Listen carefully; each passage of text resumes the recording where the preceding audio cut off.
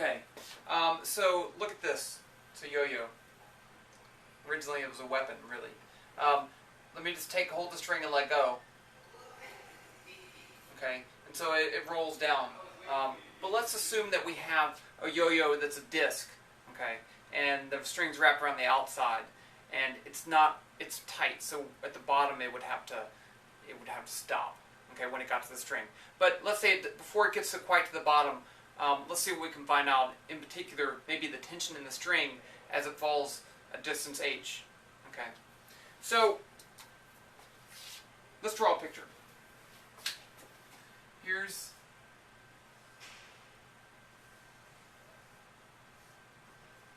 my yo-yo, and then I'm going to let it roll down a distance h. Okay, and let's just say, what's the tension in the string? Okay. Okay, so clearly we have to use the work energy system here, work energy principle, because we're dealing with distances. So, in this case, we have two choices. We can do the point system, the point particle system, or the real. Remember, in the point particle system, we treat this yo-yo as just one point.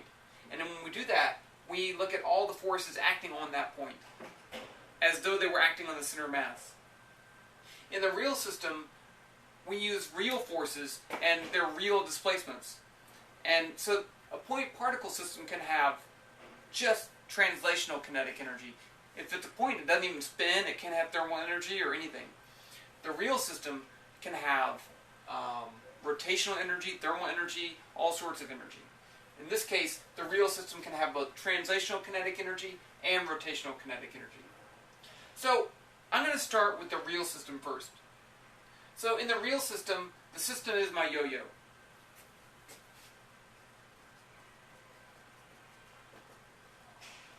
Yo-yo. So, what work is done on the yo-yo? The work is going to be done. Let's draw a free body diagram. Here's my gravitational force, mg, and then I have tension right there. Do you think those two forces are the same? They're not. They can't be. Just think back to the point system. If I have tension and gravity is the same, then it wouldn't. The center of mass wouldn't change its motion, and it does. It speeds up as it falls. So, mg does work, right? And it moves the distance h, and it's in the same direction that it's moving, so the work done by gravity is mgh. What's the work done by the tension? Well, the tension doesn't move. So it doesn't do any work on the real system. Okay. So, and I'm not moving the top part, it's just dropping from rest. Okay, so that's it. Now what kind of energy can I have? I can have translational kinetic, and I can have rotational kinetic energy, where kinetic translational is 1/2 mv center mass squared, and rotational is 1/2 I omega squared, where I is the moment of inertia, omega is the angular velocity about the center mass. Okay, so if I start, let's call this point 1 and this point 2, then I could say work equals mgh, that's an h. Changing translational kinetics is going to be final minus initial, so it's going to be k2 minus initial, which is 0, plus the final rotational. Let me just go ahead and put in the values for these. 1/2 mv2 squared minus 0 plus 1/2 I omega 2 squared minus 0. That's my change. Okay, now I know some things about disks. First, I know that for a disk, I equals 1/2 mr squared, where m is the mass of the disk and r is the radius of the disk. Also, I know that if this string is stationary and this is moving and kind of unwinding at the same time without slipping, then V2, or V at any point, is going to be R omega.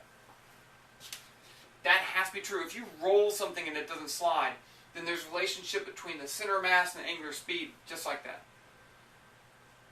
Okay, so if I put those in, down here I get work is mgh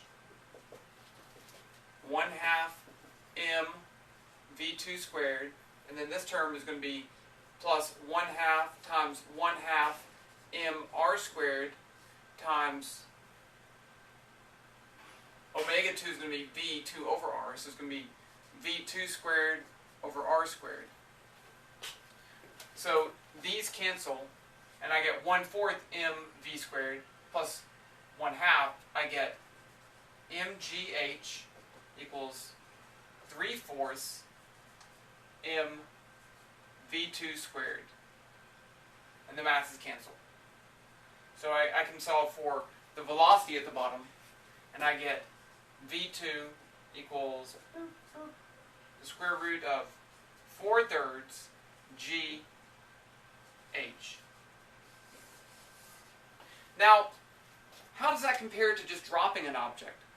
If I just drop an object, it wouldn't have this term.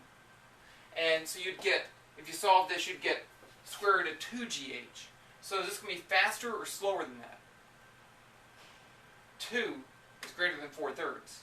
So this is going to be slower, which makes sense. The string's doing something. It's making it not go so fast. Okay. So let me put this up here because it's important. v2 equals the square root of 4/3 gh. YouTube gives me a 15-minute window, so I have to make this less than 15 minutes, and I can do that. Hopefully. I have no idea how long this is taking right now. Okay, so now going to the point particle system. So now work equals change in kinetic. And what does work on this? Well, in this case, I have two things doing work. I have the work done by gravity is going to be mgh plus the work done by tension minus th, because the tension's pulling up. So the angle between the tension and the displacement's 180 degrees. So that's going to give me a negative work. And this is going to be K2 minus the initial of 0. Okay, well, you see where I'm going here. I already know the final kinetic energy. It's the same as what it was before. So I have mgh minus th equals the final kinetic energy of, it was 4/3 m, let's see, wait. It was 4/3, let's see, K, let me just write it down. K2 equals 1/2 m v2 squared, so it's going to be 1/2 m, that squared is going to be 4/3 gh. That doesn't seem right, but I'll continue anyway. So it's going to be 2/3 mgh. 2/3 mgh. So now I want to solve for t.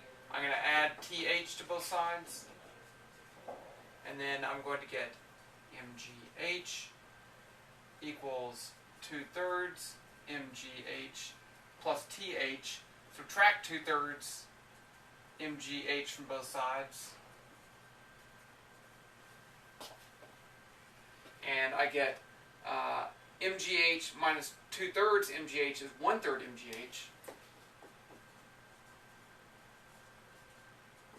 And that's going to be equal to th divided both sides by h.